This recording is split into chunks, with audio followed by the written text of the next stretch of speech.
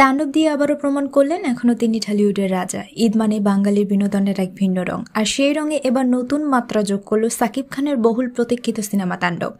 সিনেমাটি মুক্তির পর থেকে যেন ঢালিউডে এক নতুন ঝড় বয়ে যাচ্ছে।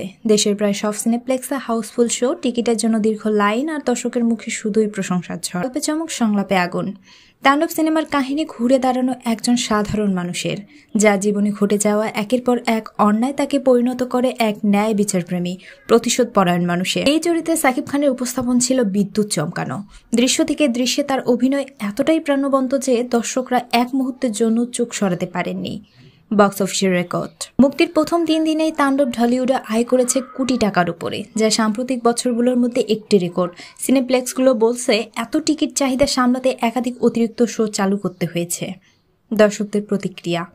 ঢাকায় একটি প্রেক্ষাগৃহ থেকে বেরিয়ে আসা এক তরুণ বলছে, আমি অনেকদিন পর একটা সিনেমা দেখে কেঁদেছি, হেসেছি এবং গর্ববোধ করেছি। সাকিব ভাই জানেন কিভাবে দর্শকে আবেগে মাতাতে হয়।